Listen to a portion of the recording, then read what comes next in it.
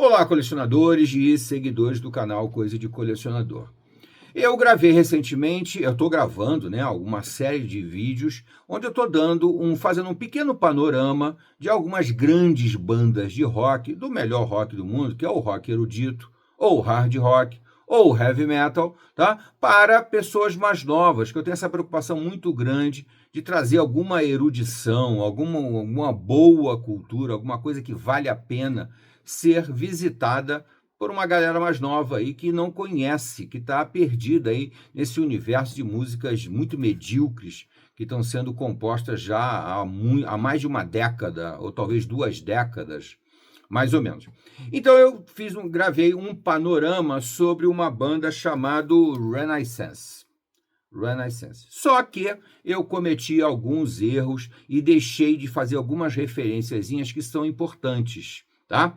Mas lembrando sempre que eu procuro selecionar no meu panorama o que eu acho mais importante. Tem alguns detalhes mais técnicos, algumas referências de datas, de nomes, tal, que eu não dou muita importância, porque na internet de hoje, em 2 toques ou 3 toques, você encontra a informação que você quer. Eu procuro dar mais uma visão pessoal, dar uma opinião, dar um panorama do que você não vai encontrar na internet, né? Se você quiser saber, por exemplo, a formação do Renaissance, quantos músicos participaram do Renaissance, ou em que ano foi fundada a banda, ou em que período qual foi a data de cada álbum, isso tudo você encontra na internet com facilidade. Não cabe ao canal Coisa de Colecionador trazer essa informação para vocês.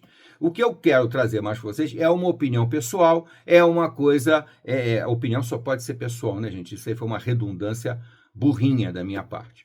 É uma opinião, né? Uma visão, e quero chamar a atenção para uma coisa que eu acho que realmente vale a pena você conhecer um pouquinho, tá? Mas antes de tudo, como sempre, eu tenho que pedir aquele imenso favor a vocês, se inscrevam no canal. Se você chegar no final do vídeo e você gostar, você bota o gostei. Não gostou? Bota o não gostei. Faz parte da brincadeira, né?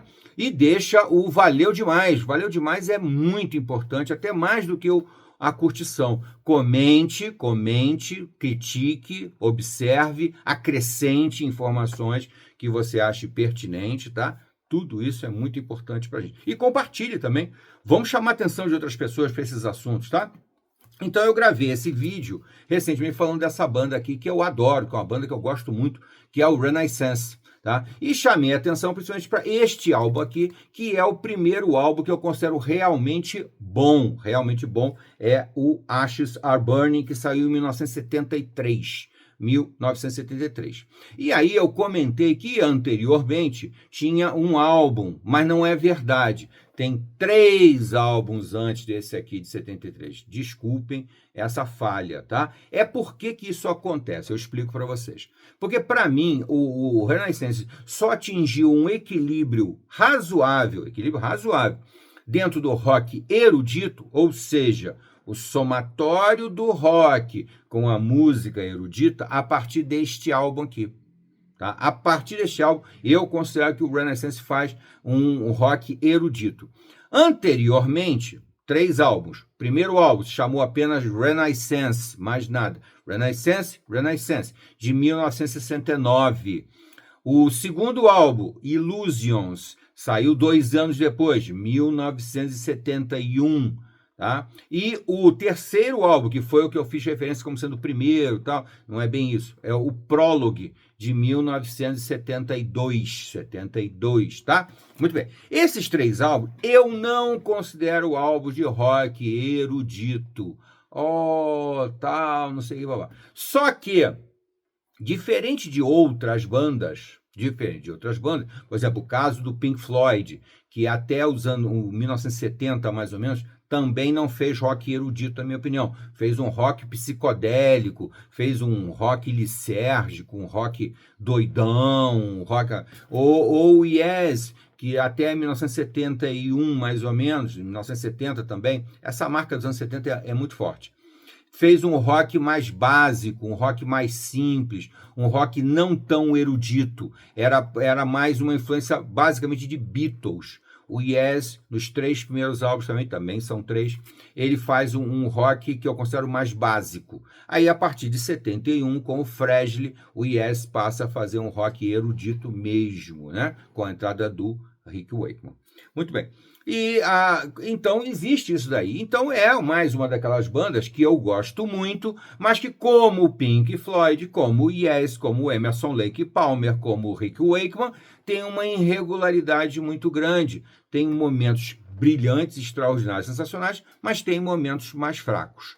É o que acontece com o Renaissance. Renaissance, nos 3 primeiros álbuns dele, diferente do Yes ou diferente do Pink Floyd, não faz rock. Não faz rock. Na minha opinião, ele faz uma música erudita. Ele faz uma música de câmara, sabe aqueles espetáculos com instrumentos acústicos e com estruturas musicais que não são próprias do rock. Não são próprias da música erudita, da música de câmara. São, né, aqueles quartetos de cordas, aqueles pianos e violões e, né? O único equipamento elétrico que o Renaissance usa em todos os álbuns anteriores é o baixo elétrico. O baixo elétrico está ali presente. Mas o restante do instrumental e das estruturas melódicas e das frases e da composição, de uma forma geral, do Renaissance, antes desse álbum aqui, até o prólogo em 72, é uma estrutura de música erudita. Tá? De música, não posso chamar de sinfônica, porque não é feito por uma orquestra sinfônica, mas é feito por um quarteto acústico, basicamente, exceto o baixo, que continua sendo elétrico, e aliás, um dos melhores baixistas que eu já ouvi na vida, sinceramente. Se eu for eleger aqui os meus 5 baixistas favoritos, ou 10, 5 talvez não dê, mas 10 eu vou colocar o John Kemp, que é o baixista da formação inicial do Renaissance. Outra coisa que eu também não falei é que o Renaissance já teve, sei lá, mais de 20 músicos que participaram. O Renaissance acabou virando tipo assim um projeto musical, porque o revezamento de músicos foi imenso em toda a carreira do Renaissance, que é uma banda que nunca, digamos assim, não saiu completamente da estrada, não saiu completamente do palco, tá? Ela continua existindo e continua tocando, tal.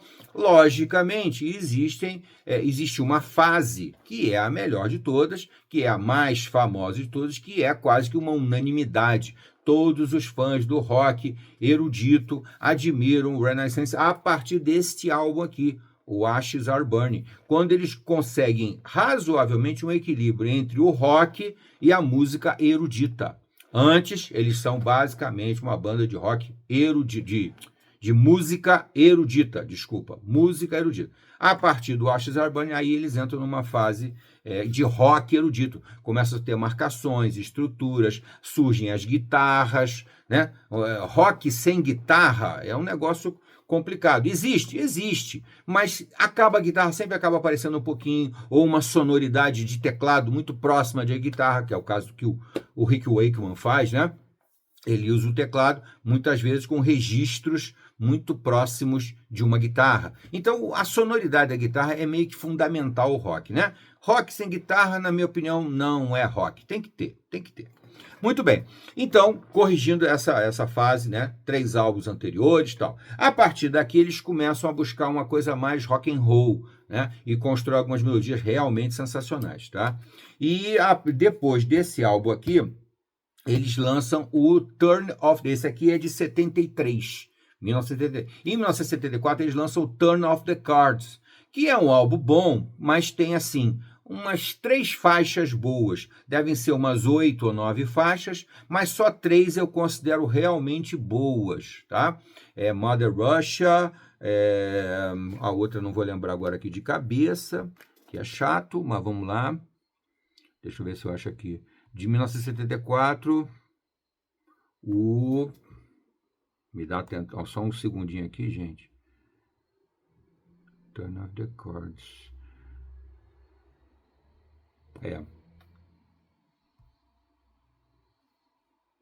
Não está aparecendo aqui para mim. Mas são 3 faixas mais ou menos. Então eu acho um álbum ainda irregular. Esse daqui não. Esse daqui é todo ele muito bom mesmo. Inclusive eu gosto muito dessa capa, que essa capa é muito emblemática, muito estilosa, anos 70, esses cabelos dos homens aqui, essas roupas muito hippies, né?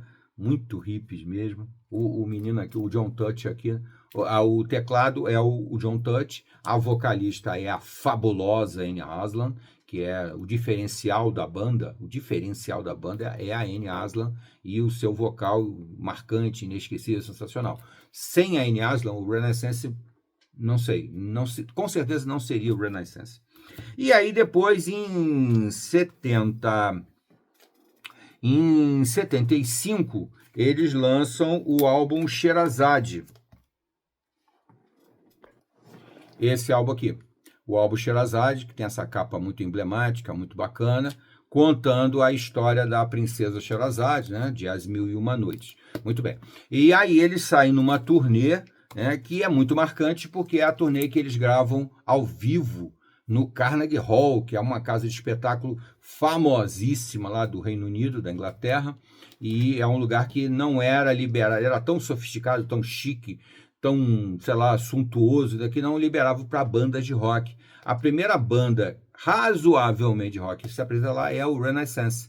É muito legal isso. E esse álbum aqui é sensacional. Foi até o álbum, eu já falei isso no outro vídeo, por onde eu conheci o Renaissance. Naquela época, anos 70, era muito comum você ouvir primeiro os álbuns ao vivo e depois você ia para os de estúdio. Gostou do ao vivo? Vai ouvir os do estúdio e vai gostar também. É verdade.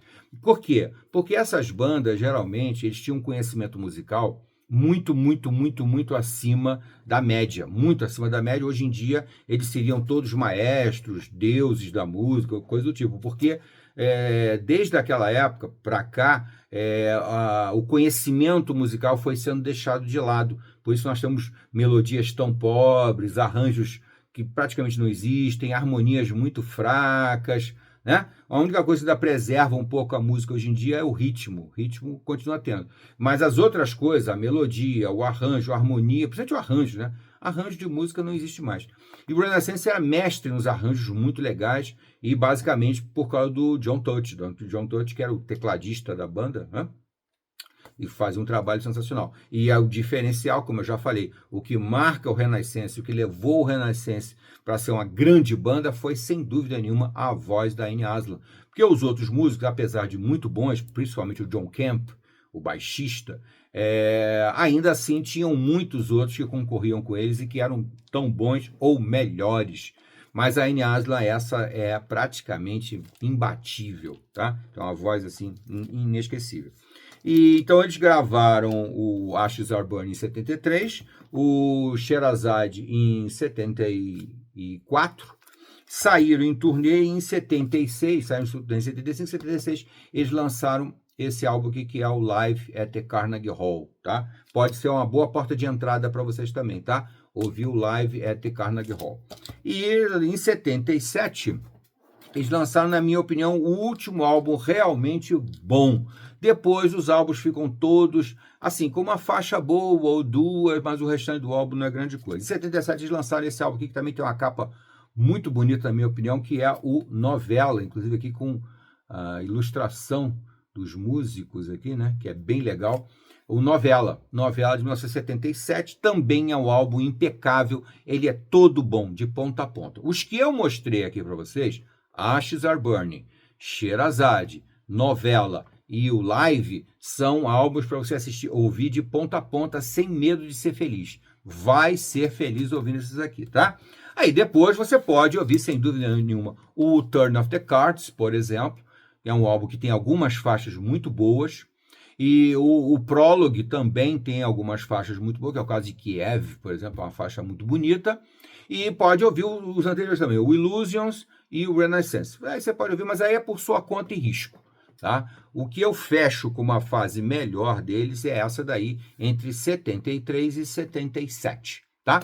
A partir de 77, eles vão gravar vários álbuns, tem álbum até 2014, tem em 78, tem o Song for All Seasons, o Azure Door em 79, o Camera Camera em 81, o Timeline em 83, o The Other Woman em 94, o Blessing in Disguise também em 94, o Ocean Gypsy, que é uma das músicas que faz parte de um desses álbuns, mas aí ganhou um álbum específico, né? Aí tem o Unplugged em 2000, o Ocean Gypsy de 97, o Tuscany em 2001, aí voltaram a gravar em 2013 o Grandini al Vento, em italiano, Grandini il Vento, e o Symphony of the Light. Porém, a sonoridade é bem diferente, eles foram tentando a se atualizar, digamos assim, fazer uma música mais adequada a outros períodos, nos anos 80, nos anos 90, no início dos anos 2000 e agora também. Não tem semelhança praticamente nenhuma com essa fase que eu falei, de 73 a 77, tá? Mas pode ser uma experiência interessante para você, tá? Por quê? Porque alguns padrões estão mantidos, principalmente a voz da Anne Aslan, que é fundamental para você reconhecer rapidamente o Renaissance. Tá bom, gente? Eu espero que vocês tenham gostado dessa errata que eu estou fazendo aqui do Renaissance, para corrigir algumas coisas que eu falei errado e principalmente para acrescentar alguns dados ao vídeo que eu já gravei e que deu um bom público. Eu nem esperava que uma banda como o Renaissance fosse chamar tanto público assim, mas a audiência foi boa, né? Foi bem interessante, além da minha expectativa. Tá bom, gente? Até a próxima.